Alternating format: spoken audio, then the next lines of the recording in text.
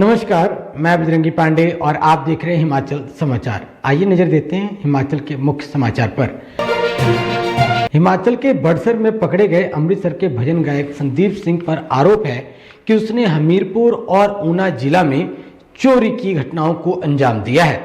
Police ने आरोपी युवक पर मामला दर्ज करके हर पहलू से जांच शुरू कर दी है। स्वस्तिका हेल्थी लाइफ का यूट्रीनो 40 लेडीज विशेषज्ञ डॉक्टर की पहली पसंद sugar free delicious orange flavour women syrup है जो gynaecological disorders, improves physical and mental health, relieves in painful and excessive यूटेरिन bleeding, pre and postmenopausal syndrome, supports in balancing female hormones, improves digestive health and strengthens immunity, promotes a comfortable and regular menstrual cycle और कई तरीके की महिलाओं के समस्या के लिए लड़ने को तैयार करते हैं। फिर आज ही PCD फ्रेंचाइजी व ऑर्डर के लिए कॉल करें 8528331980। अधिक जानकारी के लिए विजिट करें www.swastikalife.com। कुल्लू पंचायत के कर्मचारियों की कलम छोड़ हड़ताल, क्रैशर बंद होने से कार्य हो रहे प्रभावित और अन्य मुद्दों को लेकर जिला कुल्लू पंचायत प्रतिनिधि एवं समस्त जनता द्वारा आक्रोश रैली का किया गया है आयोजन। कुल्लू मनाली में बेफिक्र होकर आए पर्यटक, स्वागत के लिए कुल्लू मनाली है तैयार। पर्यटन विभाग ने एक वीडियो बना पर्यटकों को यह संदेश दिया है कि अब कुल्लू पर्यटन के लिए पूरी तरह से तैयार है। आप भी देखें पर्यटन विभाग की यह वीडियो और उनकी अपील। कुल्लू दशहरा उत्सव की तैयारी को लेकर नगर परिषद कुल्लू ने भी कमर कस ली है। नगर परिषद अध्यक्ष गोपाल महंत खुद ग्राउंड जीरो पर उतर कर रहे हैं निरीक्षण।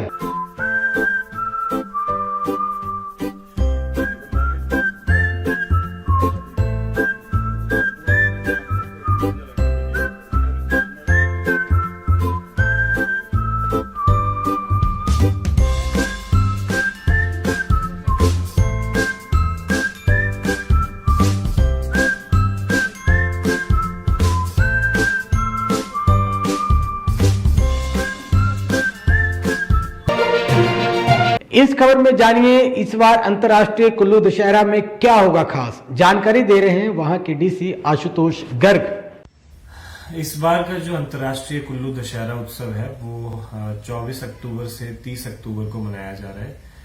इसकी शुरुआत 24 तारीख को जो भगवान रघुनाथ जी की रथ यात्रा निकलती है उस रथ यात्रा से इसकी शुरुआत होगी।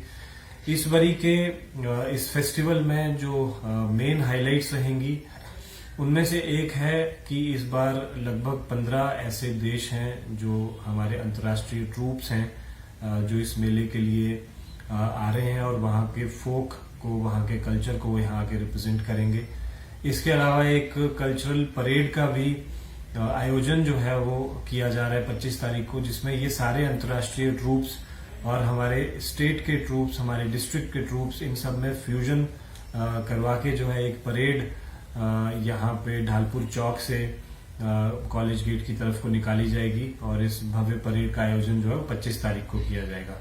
इसी तरीके से 30 तारीख को एक कुल्लू कार्निवल का भी आयोजन किया जा रहा है, जिसमें कुछ विभागों के हमारे टेबलूज जो हैं वो उस कार्निवल में हिस्सा लेंगे और बहुत सारे हमारे लोकल ट्रूप्स, हमारे डिस्ट्रिक्ट के विभिन्न क्षेत्रों के, विभिन्न रीजन्स के हमारे फोक ट्रूप्स जो है वो भी इसमें पार्टिसिपेट करेंगे और इस आयोजन का समापन जो है वो मुख्यमंत्री महोदय द्वारा जो है वो 30 तारीख को किया जाएगा।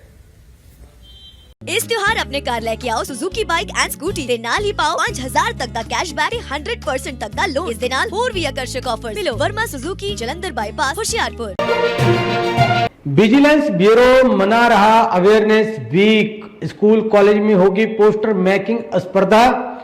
से नो टू करप्शन पर state vigilance and anti corruption bureau awareness week मना रहा है। युवाओं को करप्शन के प्रति जागरूक करने के लिए अवेयरनेस वीक के दौरान स्कूलों व कॉलेजों में पोस्टर मेकिंग मुकाबले करवाए जाएंगे।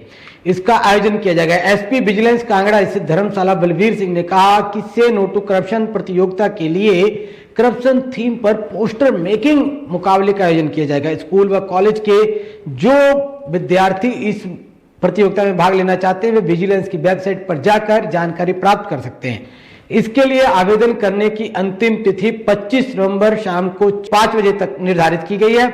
अवेयरनेस वीक का आयोजन 30 अक्टूबर से 5 नवंबर तक किया जाएगा।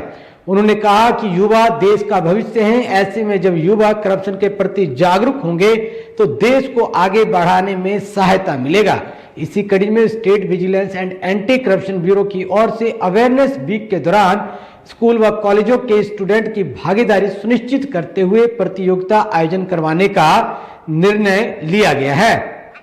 हम अक्टूबर या नवंबर में हर बार की तरह विजिलेंस अवेयरनेस वीक सेलिब्रेट करते हैं। ये पूरे देश में विजिलेंस अवेयरनेस वीक मनाया जाता है। इसमें हर विभाग अपने अपने स्तर पर इसमें हिस्सेदारी करता है और लोगों को जागरूक करने का इसमें मकसद रहता है, ताकि हम जो करप्शन है, भ्रष्टाचार है, उसे नियंत्रण में रख सकें, उसे कम कर सकें और लोगों को जागरूक कर सकें भ्रष्टाचार के विरुद्ध, ताकि वो अपनी शिकायत लेके कोई भी एजेंसी है, चाहे वो विजिलेंस है या पुलिस है या कोई भी और भी विभागीय इसमें विभाग भी अपने स्तर पर कार्रवाई करने के लिए सक्षम होते हैं। पर ज़रूरत किस बात की है कि लोग भ्रष्टाचार की शिकायत करें और भ्रष्टाचार के विरुद्ध खड़े हों। तो 30 अक्टूबर से लेके 5 नवंबर तक विजिलेंस अवेयरनेस वीक हमारे राज्य में सेलिब्रेट किया जा रहा है। इसमें बच्चों के लिए जो स्कूल के स्टूडेंट्स हैं या कॉलेज के स्टूडेंट्स हैं, उनके लिए भी इसमें एक कंपटीशन रखा हुआ है।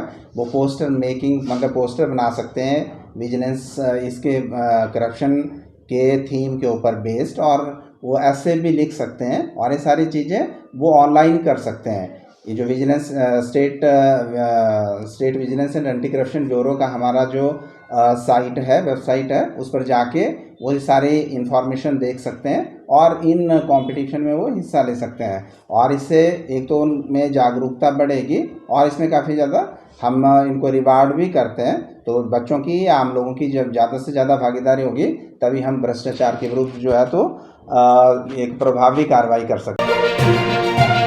धर्मशाला नगर निगम के मेयर व डिप्टी मेयर के चुनाव हेतु सुगबुगाहट तेज हो गई है। नगर निगम धर्मशाला के मेयर व डिप्टी मेयर का 2.5 साल का कार्यकाल पूरा हो चुका है। ऐसे में नए मेयर व डिप्टी मेयर के चुनाव हेतु सुगबुगाहट तेज हो चुकी है। प्रदेश में कांग्रेस की सरकार है, ऐसे में कांग्रेस नगर निगम को भाजपा से हथियाना चाहेगी। वर्तमान मेयर ओंकार नेहरिया और डिप्टी मेयर सर्वचंद गलोटिया भाजपा समर्थक हैं, जिनका 2.5 वर्ष का कार्यकाल नियमानुसार 13 अक्टूबर को पूरा हो चुका है। ऐसे में अब चुनाव को लेकर सरकार की ओर से कवायद शुरू कर दी गई है। सूत्रों की माने तो सरकार की ओर से इस संबंध में आदेश जारी किए गए थे, लेकिन जिला प्रशासन की ओर से कुछ बिंदुओं पर क्लैरिटी के लिए सरकार को वापस भेजा गया है। जैसे ही सरकार की ओर से बिंदुओं पर क्लैरिटी दी जाएगी, उसी के साथ जिला प्रशासन की ओर से नगर निगम चुनावों की प्रक्रिया शुरू कर दी जाएगी। देखिए, इसमें सरकार की तरफ से एक आदेश प्राप्त हुए हैं, नोटिफिकेशन हुई है, परंतु उसमें कुछ जो पॉइंट्स हैं उनके ऊपर क्लैरिफिकेशन जो है उसके लिए वापस सरकार को भेजा गया है। और जैसे ही उन बिंदुओं पर जो क्लैरिटी हमें मिल जाएगी, वैसे ही जो चुनावों की जो तिथि है म्युनिसिपल कॉर्पोरेशन धर्मशाला और म्युनिसिपल कॉर्पोरेशन पालमपुर के लिए, उसको घोषित किया जाएगा। और जो एज नियम अनुसार है, एज पर एक्ट है, एज पर रूल्स, जिस हिसाब से जो एक इलेक्शन करवाया जाना है मेयर और डिप्टी मेयर का, उसको सुनिश्चित करवाया जाएगा।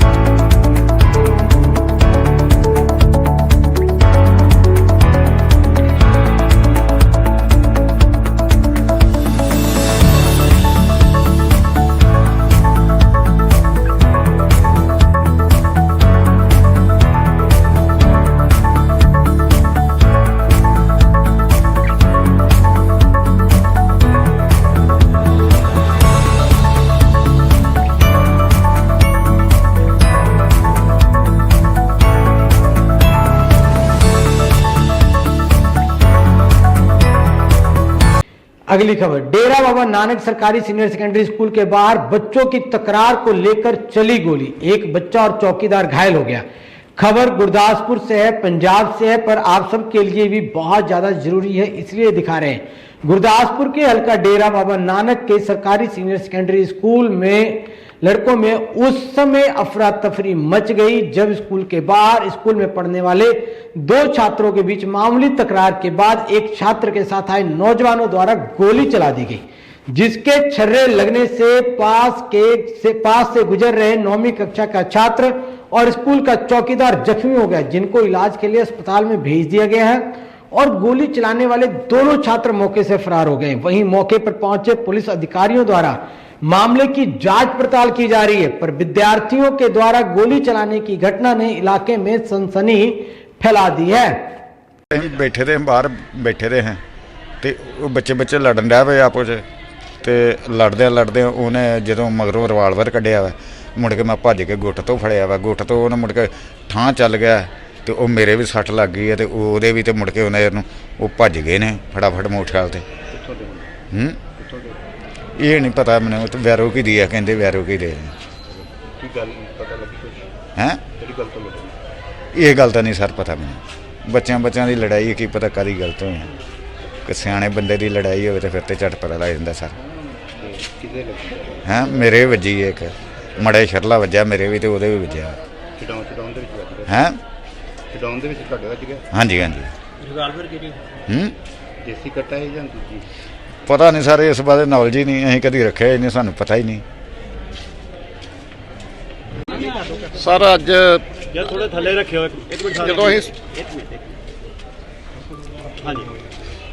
सर जो आप सवेरे स्कूल आए हैं 8:30 साडा स्कूल लगता जी, उस तो बाद मॉर्निंग असैंबली जी साडी चल रही सी ते लगभग 8:45 बजे जोड़ा वा वो कोई एक पेरेंट्स सीगे अपने बच्चे नूं छड्डण आ रहे सीगे स्कूल तो बाहर, काफ़ी हटवा सीगा गेट तो, ते उत्थे दो बच्चों ने चलते चलते जिहड़ी है थल्ले नूं गोली चलाई है जी सड़क के उत्ते, ते उहदे शरा जिहड़ा वा एक बच्चे दे लग्या ते एक साडे जिहड़ा वा चौकीदार दी लाते थोड़ा जिहा लग्या जी। तो बच्चे दे पेरेंट्स ही आ रहे है, जिहड़ी वारदात आ स्कूल दी मतलब मेन गेट तो मतलब 50 मीटर हटवी हुई है जी। बच्चे दोनों स्कूल दे लगी है जिन चलाई है सर, जिहदे लगी वो तो स्कूल दा वा, ते जिहड़े जिन्हें चलाई आ ਉਹਦਾ ਅਜੇ ਪੁਲਿਸ ਕਰ ਰਹੀ ਹੈ ਵੈਰੀਫਾਈ, ਉਹ ਥੋੜੀ ਦੇਰ ਤੱਕ ਪਤਾ ਲੱਗ ਜੂਗਾ ਜੀ। ਤੇ ਜਿਹੜਾ ਹਥਿਆਰ ਨਾਲ ਚਲਾਈ ਗਈ ਉਹ ਤੁਹਾਨੂੰ ਲੱਗਦਾ ਕਿ ਸਰ ਉਹ ਬੱਚੇ ਕਹਿ ਰਹੇ ਆ ਕਿ ਉਹ ਰਿਵਾਲਵਰ ਸੀਗਾ ਜੀ, ਕਿ ਜਿੱਤੋਂ ਚਲਾਈ ਗਈ ਆ ਉਹ ਰਿਵਾਲਵਰ ਸੀਗਾ, ਉਹਨਾਂ ਥੱਲੇ ਨੂੰ ਗੋਲੀ ਮਾਰੀ ਆ ਤੇ ਉਹਦੇ ਜਿਹੜੇ ਸ਼ਰੇ ਆ ਉਹ ਉੱਭਰ ਕੇ ਲੱਗੇ ਆ ਉਹਨਾਂ ਦੇ। ਪ੍ਰਸ਼ਾਸਨ ਪਹੁੰਚਿਆ? ਹਾਂਜੀ ਸਰ, ਪੁਲਿਸ ਉਸੇ ਵੇਲੇ ਆ ਗਈ ਹੈ ਜੀ, ਡੀਐਸਪੀ ਸਾਹਿਬ ਵੀ ਆਏ ਆ, SHO ਸਾਹਿਬ ਵੀ ਆਏ ਆ, ਉਹ ਬੱਚੇ ਟਰੇਸ ਕਰ ਲਏ ਆ ਉਹਨਾਂ ਨੇ, ਇੱਕ ਤੇ ਕਰ ਲਿਆ ਟਰੇਸ ਤੇ ਦੂਸਰੇ ਨੂੰ ਕਰ ਰਹੇ ਆ। ਥੋੜੀ ਦੇਰ ਤੱਕ ਉਹਨਾਂ ਨੇ ਸਾਨੂੰ ਕਿਹਾ ਕਿ 2 ਘੰਟੇ ਤੱਕ ਆਪਾਂ ਜਿਹੜਾ ਵਾ ਇਹ ਸਾਰਾ ਜਿਹੜਾ ਸਾਲਵ ਕਰ। ਬੱਚਿਆਂ ਦੇ ਹਾਲਤ ਬੱਚੇ ਸਰ ਬਿਲਕੁਲ ਠੀਕ ਆ ਜੀ, ਘਰ ਚਲੇ ਗਏ ਆ, ਬਸ ਥੋੜੇ ਜਿਹੇ ਸ਼ਰੇ ਲੱਗੇ ਆ, ਮਾੜਾ ਜਿਹਾ ਲੱਗਾ ਇੱਕ ਦੇ ਲੱਤ ਦੇ ਉੱਤੇ, ਦੋਨਾਂ ਦੀ ਲੱਤ 'ਤੇ ਲੱਗੇ ਆ ਜੀ। ਚੌਕੀਦਾਰ ਵੀ ਸਾਡਾ ਠੀਕ ਆ ਬਿਲਕੁਲ, ਤੇ ਬੱਚਾ ਵੀ ਬਿਲਕੁਲ ਠੀਕ ਆ। ਇਹ ਸਾਨੂੰ ਇਨਫੋਰਮੇਸ਼ਨ ਆਈ ਸੀ ਕਿ ਇੱਕ ਗਵਰਨਮੈਂਟ ਸਕੂਲ ਹੈਗਾ ਬॉयਜ਼ ਦਾ, ਕਿ ਉਹਦੇ ਬਾਹਰ ਇੱਕ ਗੋਲੀ ਦੀ ਵਾਰਦਾਤ ਹੋਈ ਹੈ। ਅਸੀਂ ਉਹਨੂੰ ਜਦੋਂ ਜਾ ਕੇ ਮੌਕੇ 'ਤੇ ਵੈਰੀਫਾਈ ਕੀਤਾ, ਇਹ ਬੱਚੇ ਇੱਕ 9th ਦੇ ਵਿੱਚ ਨੇ ਤੇ ਇੱਕ ਬੱਚਾ 10th ਦੇ ਵਿੱਚ ਆ। ਇੱਕ ਜਿਹੜਾ ਗੁਰਸਾਹਿਨ ਹੈਗਾ ਉਹ 9th ਦੇ ਵਿੱਚ ਹੈਗਾ, ਇੱਕ ਮੁੰਡਾ ਲਾਲੀ ਕਹਿੰਦੇ ਨੇ ਉਹ 10th ਦੇ ਵਿੱਚ ਹੈਗੇ ਨੇ। ਇਹਨਾਂ ਦੀ ਕੋਈ ਆਪਸ ਦੇ ਵਿੱਚ ਸਕੂਲ ਦੇ ਵਿੱਚ ਹੀ ਕੋਈ ਤੂਤੂ ਮੈਮਾ ਹੋਈ ਹੈ। ਉਹਦੇ ਨਾਲ ਇੱਕ ਮੁੰਡਾ ਜਿਹੜਾ ਲਾਲੀ ਦੇ ਨਾਲ ਇੱਕ ਮੁੰਡਾ ਆਇਆ ਸੀਗਾ, ਉਹ ਅਸੀਂ ਵੈਰੀਫਾਈ ਕਰ ਰਹੇ ਹਾਂ ਤੇ ਉਮੀਦ ਹੈ ਕਿ ਅਸੀਂ ਇਹਨੂੰ ਜਲਦੀ ਹੀ ਦੋਨਾਂ ਦੋਸ਼ੀਆਂ ਨੂੰ ਫੜ ਲਵਾਂਗੇ। ਸਰ ਕਾਰਨਾਂ ਦਾ ਪਤਾ ਲੱਗਾ ਕਿਸ ਗੱਲੋਂ? ਕਾਰਨ ਇਹਨਾਂ ਦਾ ਜੀ ਜੋ ਸਾਨੂੰ ਪ੍ਰੀਲਿਮਿਨਰੀ ਇਨਕੁਆਇਰੀ ਦੇ ਵਿੱਚ ਸਾਡੇ ਕੋਲ ਜੋ ਆਇਆ ਕਿ ਇਹਨਾਂ ਦੀ ਕੋਈ ਆਪਸੀ ਮੁੰਡਿਆਂ ਦੀ ਬੱਚਿਆਂ ਦੀ ਕੋਈ ਆਪਸ ਦੇ ਵਿੱਚ ਇਹਨਾਂ ਦੀ ਤੂਤੂ ਮੈਮਾ ਹੋਈ ਹੈ। ਉਹਨੂੰ ਹੀ ਇਹ ਦੇਖਦੇ ਹੋਏ ਜਿਹੜਾ ਇੱਕ ਮੁੰਡਾ ਬਾਹਰੋਂ ਕਹਿੰਦੇ +2 ਕਰਕੇ ਗਿਆ ਸੀ ਇਸੇ ਸਕੂਲ ਦੇ ਵਿੱਚੋਂ, ਉਹ ਮੁੰਡਾ ਇਹਨਾਂ ਦੇ ਨਾਲ ਆਇਆ ਸੀ। ਕੋਈ ਅਰੈਸਟ ਹੋਇਆ ਨਹੀਂ ਹਾਲੇ ਤੱਕ? ਅਸੀਂ ਕੀ ਕਾਰਵਾਈ ਕੀਤੀ ਜਾ ਰਹੀ ਹੈ? ਬਸ ਸਾਡੀ ਵੱਖ-ਵੱਖ ਟੀਮਾਂ ਬਣਾ ਕੇ ਰੇਡ ਕਰ ਰਹੇ ਹਾਂ। ਸਾਨੂੰ ਜੋ ਇਨਫੋਰਮੇਸ਼ਨ ਆਈ ਹੈ ਅਸੀਂ ਉਹਨਾਂ ਦੇ ਘਰਾਂ ਦੇ ਵਿੱਚ ਰੇਡ ਕੀਤੀ ਹੈ ਤੇ ਪਲੱਸ ਇੱਕ ਟੀਮ ਸਾਡੀ ਬਾਹਰ ਵੀ ਰੇਡ ਕਰ ਰਹੀ ਹੈ। ਸਰ ਜੋ ਮੰਨ ਲਓ ਚੌਂਕੀਦਾਰ ਗੁੱਟਣਾ ਫੜਦਾ ਸਭ ਤੋਂ ਵੱਡੀ ਅਨਸਖਾਮੀ ਘਟਨਾ ਵਾਪਰ ਜਾਂਦੀ ਜੀ। ਦੇਖੋ ਹੁਣ ਇਹ ਇਨਸੀਡੈਂਟ ਜਿਹੜਾ ਹੋਇਆ ਆ ਉਹਨੂੰ ਹੀ ਅਸੀਂ ਦੇਖਦੇ ਹੋਏ ਸੀਰੀਅਸ ਨਾਲ ਲੈਂਦੇ ਵੀ ਬੱਚੇ ਹੈਗੇ ਨੇ, ਕੋਈ ਉਹਨੂੰ ਸੀਰੀਅਸ ਦੇ ਆਧਾਰ ਤੇ ਅਸੀਂ ਲੈ ਕੇ ਇਹਨੂੰ ਅਸੀਂ ਇਹ ਕਾਰਵਾਈ ਕਰਦੇ ਹਾਂ। ਹੁਸ਼ਿਆਰਪੁਰ ਦਾ ਪਹਿਲਾ ਮਲਟੀ ਬ੍ਰਾਂਡ ਕਾਰ ਸਰਵਿਸ ਵਰਕਸ਼ਾਪ, ਜਿੱਥੇ ਕਿਸੇ ਵੀ ਤਰ੍ਹਾਂ ਦੇ ਡੈਮੇਜ ਅਤੇ ਐਕਸੀਡੈਂਟ ਗੱਡੀਆਂ ਦੀ ਰਿਪੇਅਰ 50% ਤੱਕ ਦੀ ਲੇਬਰ ਛੂਟ ਨਾਲ ਕੀਤੀ ਜਾਂਦੀ ਹੈ। ਅੱਜ ਹੀ ਪਹੁੰਚੋ ਵਰਮਾ ਆਟੋ, टांडा रोड, होशियारपुर। कृषि विज्ञान केंद्र ऊना के बहुउद्देशीय हॉल में प्राकृतिक खेती खुशहाल किसान योजना के अंतर्गत विकास खंड ऊना द्वारा जन संवेदीकरण कार्यक्रम का आयोजन किया गया, जिसमें 150 से अधिक किसानों ने भाग लिया। इस अवसर पर सतपाल सिंह रायजादा, वरिष्ठ कांग्रेस नेता, पूर्व विधायक ऊना विधानसभा क्षेत्र, बतौर मुख्य अतिथि उपस्थित थे। उन्होंने हिमाचल सरकार द्वारा आने वाले समय में किसानों के हित में चलाई जाने वाली योजनाओं को लोगों के समक्ष रखा। प्राकृतिक खेती में इस्तेमाल होने वाले विभिन्न घटकों जैसे कि जीवामृत, बीजामृत, निमास्त्र, अग्निअस्त्र के बारे में जानकारी दी गई तथा आत्मा द्वारा प्राकृतिक खेती के अंतर्गत देसी गाय की विभिन्न नस्लों, संसाधन भंडार, ड्रमों तथा गौमूत्र इकट्ठा करने के लिए फर्श के निर्माण पर दी जाने वाली आर्थिक सहायता के बारे में भी सभा को जानकारी दी। इस मौके पर उन्होंने रसायनों से होने वाले नुकसान तथा प्राकृतिक खेती द्वारा पैदा होने वाले उत्पादों के लाभ के बारे में बताया गया। प्राकृतिक खेती या जहर मुक्त खेती के नाम से भी यह जाना जाता है। प्राकृतिक खेती के अंतर्गत देसी गाय की नस्लों जैसे साहिवाल, रेड सिंधी, थारपरकर, गिर, राठी, पहाड़ी इत्यादि पर 25,000 रुपए की तथा 5,000 रुपए यातायात की आर्थिक सहायता दी जाती है। विभिन्न घटक बनाने के लिए तथा गौमूत्र इकट्ठा करने के लिए किसानों को दिए जाने वाले ड्रमों पर 75% अनुदान का प्रावधान है। संसाधन भंडारण पर 10,000 रुपए तथा गौमूत्र इकट्ठा करने पर फर्श बनाने के लिए 8,000 रुपए का प्रावधान है। उन्होंने रसायनों के इस्तेमाल से धरती, मानव, जल, जीव जंतु तथा पेड़ पौधों इत्यादि पर होने वाले दुष्प्रभाव के बारे में विस्तार पूर्वक बताया। उन्होंने बताया जिला ऊना में 12,282 किसान 1491.93 हेक्टेयर क्षेत्रफल पर प्राकृतिक खेती कर रहे हैं तथा मुख्य अतिथि को जिला ऊना के किसानों द्वारा प्राकृतिक खेती के द्वारा पैदा की गई सब्जियों की टोकरी भेंट स्वरूप दी है। मैं कृष्णा देवी गांव बनगढ़ से, ब्लॉक ऊना, डिस्ट्रिक्ट ऊना से हूं। मैं प्राकृतिक खेती है जो मैं 18 से कर रही हूं। 18 से मैंने पालमपुर में ट्रेनिंग ली थी, आकर मैंने प्राकृतिक खेती शुरू की। थोड़े में की, जैसे कि कहते हैं कि केमिकल वाली ज़मीन है जहाँ पे होगा नहीं कुछ भी। 4 कनाल में जैसे शुरू की, उसमें मेरे अच्छा लगा मेरे को, क्योंकि मेरे को कोई बीमारियों से, मैं परिवार और अपना परिवार में बीमारियों से दूर रखा। इस करके मैं जो भी मतलब प्राकृतिक खेती है, उसके बाद हमारे को आत्मा वालों ने ट्रेनिंग मास्टर रखा यानी कि मेरे को ट्रेनिंग देने के लिए कैसे घटक बनते हैं। देसी गाय के भी मेरे को सब्सिडी मिली और मेरे को 10,000 रुपया सरकार का मिला कि आप घटक बनाओ और लोगों को बेचो। तो मैं सारे घटक बनाती हूँ, जैसे अग्निअस्त्र, ब्रह्मास्त्र, 10 प्रणी अर्क, जीव अमृत, बीज अमृत, घन जीव अमृत, सब मैं बनाती हूँ। मैं किसी को मना नहीं करती कि आपको नहीं दूंगी, मैं जैसे भी वैसे बनाऊंगी। मैं ये सोचती है कि किसान जो भी है वो प्राकृतिक खेती पर आए और अपने बच्चों को स्वस्थ खिलाएं और स्वस्थ रहें। हाँ, मैं मशोबरा में ट्रेनिंग ली थी ना, ये अपने मोटे अनाज के ऊपर, जहाँ पे मेरे को कृषि वालों ने भेजा। हम 7 दिन वहाँ पे ट्रेनिंग ली। उसके बाद मैंने मोटे अनाज के ऊपर भी हमने काम किया। उसके ऊपर हमने वहाँ पे बिस्कुट जो रागी है, जो मिलेट है, हमने खाना पीना छोड़ दिया हुआ। खाना क्योंकि जो बीपी हाई है या शुगर है या कुछ है, रागी है जो रागी सबसे बेस्ट है। रागी के बिस्कुट भी हम सेल करते हैं, रागी का आटा भी सेल करते हैं और बाजरे की लड्डू भी मैंने बनाए हुए हैं। ट्रेनिंग भी मैं देती हूँ, जहाँ भी मेरे को भेज दें मैं ट्रेनिंग देती हूँ। ऐसा कुछ नहीं है, मैं सब कुछ अपना साथ लेकर जाती हूँ। तो ट्रेनिंग देने के मैं ये कहना चाहती हूँ सभी किसानों को, एक मन से सोच कर चलना कि हम किसी किसान को सिखाने चले। खुद ये नहीं सोचना कि आप कितने पैसे दोगे, पैसों की बात कभी नहीं। पहले हमने किसान की जो बच्चे हैं उनको बचाना, क्योंकि जो जहर है जे दूध में भी आ चुका है माँ के। तो इसके कारण मैं जो भी मेरे को जहाँ भी आदेश आए, मैं जहाँ जाती हूँ, पैसे की बात बाद में होती है। जो हो जाए तो ठीक है, नहीं तो ना सही। मैं ब्लॉक महिला कांग्रेस अध्यक्ष सीमा शर्मा। यहाँ पर जो आयोजन किया गया है कृषि विज्ञान केंद्र रामपुर में, ये बहुत ही अच्छा प्रोग्राम लगा मुझे। ये किसानों की नॉलेज को बढ़ाने वाला है और प्राकृतिक खेती की ओर किसानों को आकर्षित स्कीमों के बारे में आकर्षण करने वाला है कि अलग अलग स्कीमें किसानों को बताई जा रही हैं, किस प्रकार प्राकृतिक खेती को बढ़ावा दिया जा सकता है। बहुत सारी स्कीमें ऐसी बताई हैं। पशुपालन के संबंध में भी कई चीज़ें बताई हैं, पशुओं का कैसे सुचारू रूप से रखरखाव करना है, उनको खरीदने में या उनके रखरखाव में कई ऐसी स्कीमें बताई जा रही हैं जिससे पशुपालकों को भी बहुत फ़ायदा होगा। और जो भी मेरे किसान भाई प्राकृतिक खेती की ओर काम करना चाहते हैं उनके लिए भी बहुत बड़ी योजनाएं हैं। और जो देसी गाय जर्सी या साहिवाल वगैरह उनको ख़रीदने के लिए जो इन्होंने बोला है 25,000 तक की सब्सिडी दी जाती है और ट्रांसपोर्टेशन के लिए भी 5,000 तक दिया जाता है। ये बड़ी अच्छी स्कीमें हैं, ज़्यादा से ज़्यादा किसान इसके साथ जुड़ने चाहिए। और ऐसी ही मेरी मानना है कि हम सारे अगर मिल करके हर गाँव में पंचायतों से संपर्क करके या BDC मेंबर से संपर्क करके ज़्यादा से ज़्यादा ये स्कीमें गाँव तक पहुँचाएँ तो इससे ज़्यादा सुधार होगा। क्योंकि जब जहर मुक्त खेती होगी तो हमारा समाज ही नहीं सुधरेगा, देश भी सुधरेगा। क्योंकि जो हमारी यूरिया वगैरह खादें हैं वो शरीर को नुकसान दे रही हैं, उससे काफ़ी केमिकल्स होते हैं उनमें। तो जो यूरिया इसके देसी जो ऑर्गेनिक खेती है उसके जो देसी गाय के गोबर से या गौमूत्र से जो खादें बनाई जाती हैं उससे शरीर को उतना नुकसान नहीं होगा, फ़ायदा होगा। बल्कि हरिष्ट पुष्ट बच्चे होंगे, बुज़ुर्ग भी अच्छे होंगे, BP की प्रॉब्लम नहीं होगी, शुगर वगैरह जो बीमारियां लग रही हैं आजकल कैंसर जैसी, तो उनसे अगर बचना चाहते हैं तो ज़्यादा से ज़्यादा हम लोगों को प्राकृतिक खेती की ओर बढ़ना पड़ेगा और लोगों को जागृत करना पड़ेगा। और हमारे को अलग अलग स्कीमें जो है विभाग ने बहुत अच्छी स्कीमें यहाँ बताई हैं। लोगों को ज़्यादा से ज़्यादा ज़रूरत है उन स्कीमों के, पहले तो उनकी नॉलेज होनी चाहिए, फिर उनके साथ जुड़ना चाहिए।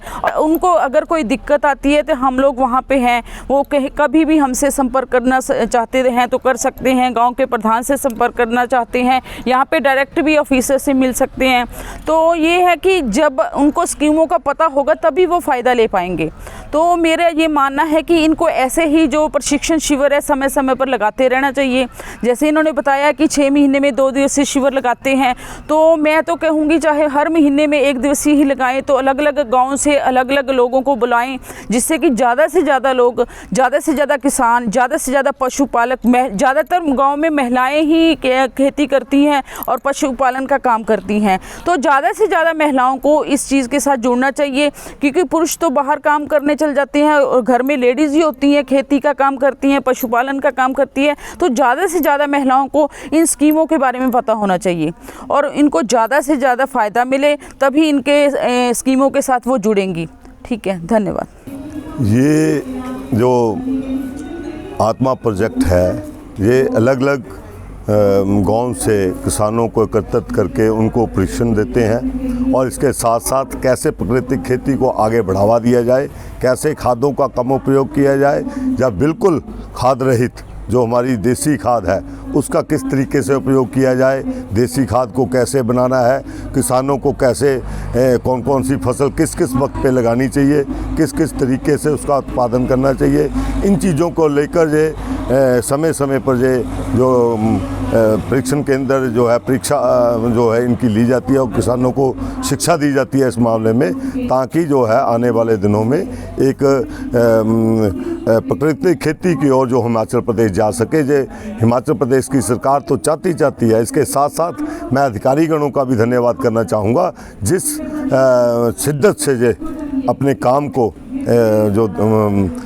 दे रहे हैं, जो अपना काम जो अपना समय डिवोट कर रहे हैं किसानों के लिए, मैं इनका आभारी हूं। और मैं यही चाहूँगा कि जिस तरीके से हिमाचल प्रदेश के अपर एरिया में सेब या और फ्रूट्स का जो वो होता है हॉर्टिकल्चर की ओर, हमारा यहाँ पे एग्रीकल्चर का और ध्यज़्यादा जो लोअर एरिया है एग्रीकल्चर की ओर ज़्यादा ध्यान देना चाहिए और किस तरीके से हम अपने किसानों को ज़्यादा से ज़्यादा फ़ायदा दे सकें, यही हमारा ध्येय है।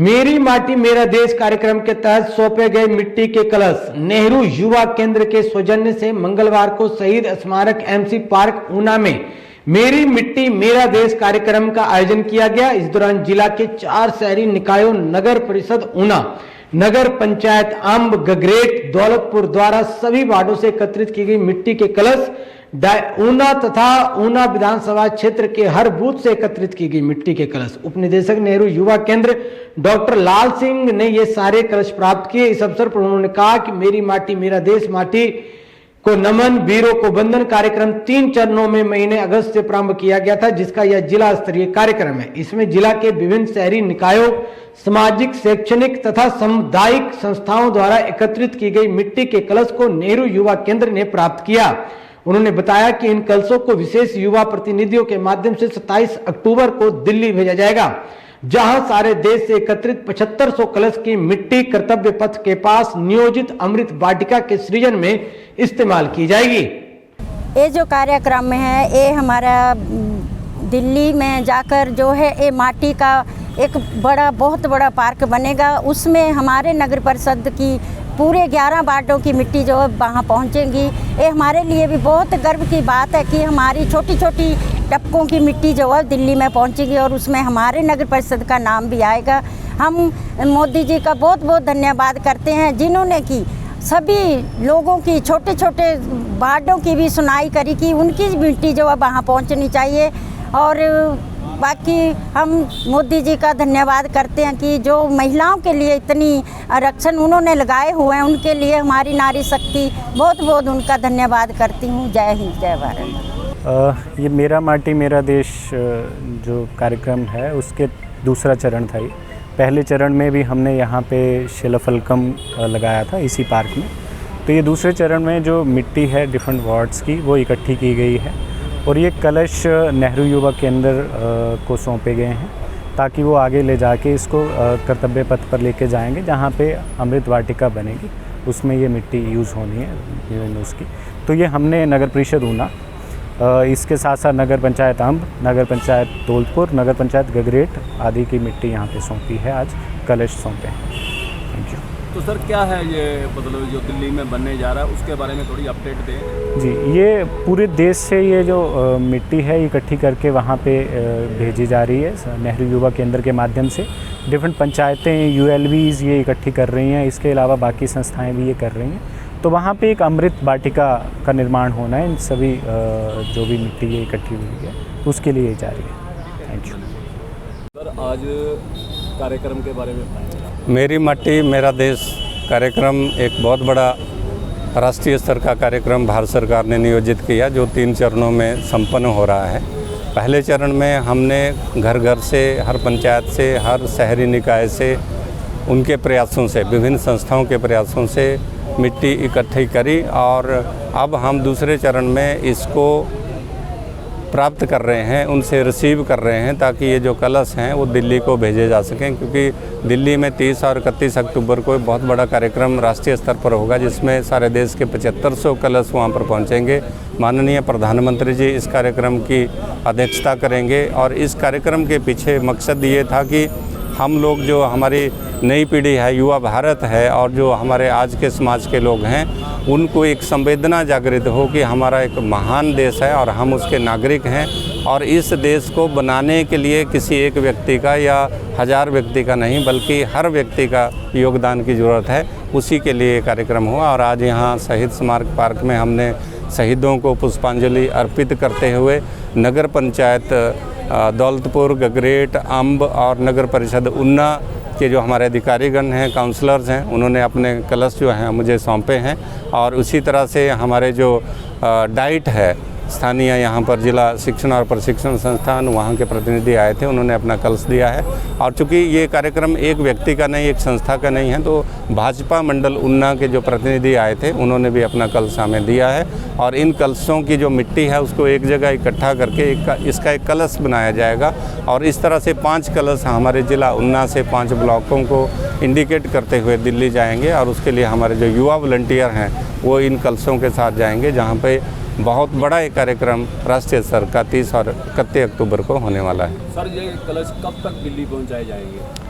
हमारे जो प्रतिनिधि हैं जो कल से लेकर जाएंगे हिमाचल प्रदेश, चूँकि दिल्ली के नज़दीक है तो यहाँ पर ओवरनाइट जर्नी है, तो वो 27 तारीख को यहाँ से प्रस्थान करेंगे और 28 तारीख को दिल्ली पहुँच जाएंगे, क्योंकि सेटल करने में थोड़ा समय लगता है। और जब माननीय प्रधानमंत्री जी किसी कार्यक्रम में मुख्य अतिथि होते हैं तो निश्चित तौर पर बहुत सारी फॉर्मेलिटीज़ होती हैं, तो 27 तारीख को हम अपने यहाँ से प्रतिनिधियों को रवाना करेंगे।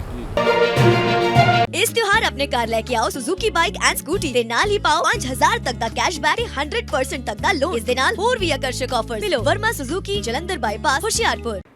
इस तरह के अन्य खबर देखने के लिए जुड़े रहें जीवीसी अपडेट के साथ। अगर अब तक आपने हमारे चैनल को सब्सक्राइब नहीं किया तो देर ना करें, जल्दी हमारे चैनल को सब्सक्राइब कर दीजिए। अगर आप हमें फेसबुक पर देख रहे हैं तो लाइक और फॉलो करना बिल्कुल ना भूलें। और अगर आपके पास है कोई अच्छी खबर तो आप हमें कमेंट के माध्यम से भी बता सकते हैं। अब मुझे दीजिए इजाजत, तब तक के लिए जय हिंद, जय भारत।